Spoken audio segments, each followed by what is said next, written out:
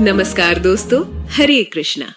आज आप सब सुनेंगे माघ मास महात्म्य कथा में पहले अध्याय की कथा, जो कि आज से आप हमारे चैनल पर प्रत्येक दिन सभी अध्यायों का श्रवण कर पाएंगे। सबसे पहले जानते हैं माघ स्नान के महत्व के बारे में। इसके बाद फिर माघ मास महात्म्य का श्रवण करेंगे। आप सभी को माघ मास की ढेर सारी शुभकामनाएं। आप सभी के जीवन में लक्ष्मी नारायण की कृपा, सभी प्रकार के सुख और समृद्धि की प्राप्ति हो। नारद पुराण के अनुसार माघ, कार्तिक और बैशाख का महीना, जो कि महापुनीत महीने माने गए हैं, इसमें तीर्थ स्थान आदि या स्वभीश में रहकर नित्य प्रति स्नान दान आदि करने से अनंत फल प्राप्त होता है।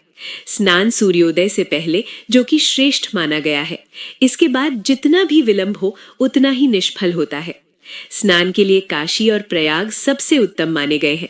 वहां ना जा सके तो जहां भी स्नान करें वहीं पर उनका स्मरण करें, मंत्रोच्चारण करते हुए या मंत्रों को श्रवण करते हुए, अथवा वेग से बहने वाली किसी भी नदी के जल में स्नान करें, अथवा रात भर छत पर रखे हुए जल पूर्ण घट से स्नान करें, अथवा दिन भर सूर्य की किरणों से तपे हुए जल में स्नान करें।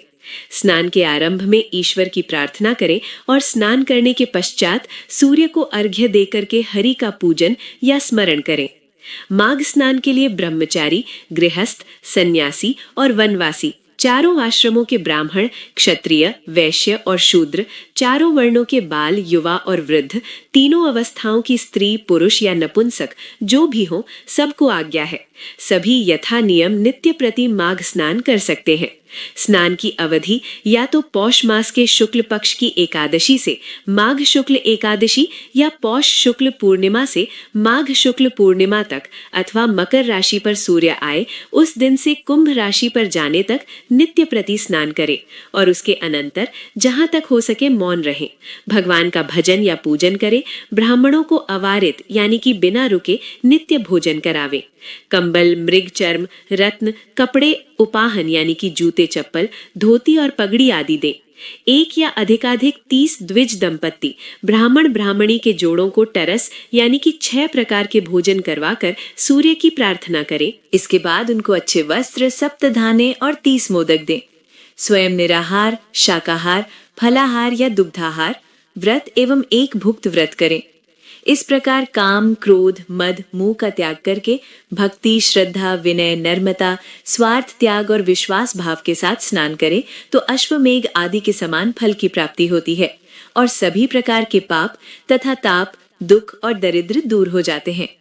तो आइए अब सुनते हैं माघ मास महात्म्य कथा में पहले अध्याय की कथा। तो प्रेम से बोलिए, सभी भक्त विष्णु भगवान की जय, लक्ष्मी माता की जय।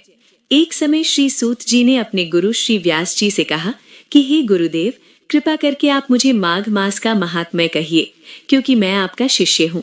व्यास जी कहने लगे कि रघुवंश के राजा दिलीप एक समय यज्ञ के स्नान के पश्चात पैरों में जूते और सुंदर वस्त्र पहनकर शिकार की सामग्री से युक्त कवच और शोभायमान आभूषण पहने हुए अपने सिपाहियों से घिरे हुए जंगल में शिकार खेलने के लिए अपनी नगरी से बाहर निकले। उनके सिपाही जंगल में शिकार के लिए मृग, व्याघ्र, सिंह आदि जंतुओं की तलाश में इधर उधर फिरने लगे। उस वन में वनस्थली अत्यंत शोभा को प्राप्त हो रही थी। कहीं कहीं मृगों के झुंड फिरते थे, कहीं गीदड़ अपना भयंकर शब्द कह रहे थे, कहीं गेंडों का समूह हाथियों के समान फिर रहा था, कहीं पर वृक्षों के कोट में बैठे हुए उल्लू अपना भयानक शब्द कर रहे थे, कहीं सिंहों के पद चिन्हों के साथ घायल मृगों के रक्त से भूमि लाल हो रही थी, कहीं दूध से भरी थनों वाली सुंदर भैंस फिर रही थी, कहीं पर सुगंधित पुष्प, हरी हरी लताएं वन की शोभा को बढ़ा रही थी। कहीं कहीं बड़े बड़े पेड़ खड़े थे तो कहीं पर उन पेड़ों पर बड़े बड़े अजगर और उनकी केचुलियां भी पड़ी हुई थी। उस समय राजा के सिपाहियों के बाजे की आवाज को सुनकर एक मृग वन में से निकलकर भागने लगा और बड़ी बड़ी चौकड़ियां बढ़ता हुआ आगे बढ़ा। राजा ने उसके पीछे अपना घोड़ा दौड़ाया, परंतु मृग पूरी शक्ति से भागने लगा। मृग कांटेदार वृक्षों के एक जंगल में घुसा और राजा ने उसके पीछे ही वन में प्रवेश किया, परंतु दूर जाकर मृग राजा की दृष्टि से ओझल होकर निकल गया। राजा निर्जन वन में अपने सैनिकों सहित प्यास के मारे अति दुखी हो गया। दोपहर के समय अधिक चलने से सैनिक थक गए थे और घोड़े रुक गए। कुछ देर बाद राजा ने एक बड़ा भारी सुंदर सरोवर देखा जिसके किनारों पर घने वृक्ष थे। इसका जल सज्जनों के हृदय के समान स्वच्छ और पवित्र था। सरोवर का जल लहरों से बड़ा सुंदर लगता था। जल में अनेक प्रकार के जलीय जीव जंतु, मछलियां आदि स्वच्छंदता से इधर उधर फिर रहे थे। दुष्टों के समान निर्दयी चित्त वाले मगरमच्छ भी थे। किसी किसी जगह लोभी के समान शैवाल भी पड़ी हुई थी। जैसे विपत्ति में पड़े हुए लोगों को दुख को हरने वाली दानी पुरुष के समान ये सरोवर अपने जल से सबको सुखी करता है, जैसे मेघ चातक के दुख को हरता है। इस सरोवर को देखकर राजा की थकावट दूर हो गई। रात्रि को राजा ने वहीं विश्राम किया और सैनिक पहरा देने लगे और चारों तरफ फैल गए। रात के अंतिम समय में सुकरों के एक झुंड ने आकर सरोवर में पानी पिया और कमल के झुंड के पास आया। तब शिकारियों ने सावधान होकर सुकरों पर आक्रमण किया और उनको मारकर पृथ्वी पर गिरा दिया। उस समय सब शिकारी कोलाहल करते हुए बड़ी प्रसन्नता के साथ राजा के पास गए और राजा प्रभात हुआ देखकर उनके साथ ही अपनी नगरी की तरफ चल पड़ा, जिसका शरीर तपस्या और नियमों के कारण बिल्कुल सूख गया था, जो मृगशाला और वकल पहने हुए था और नख, रोम तथा केश धारण किए हुए था।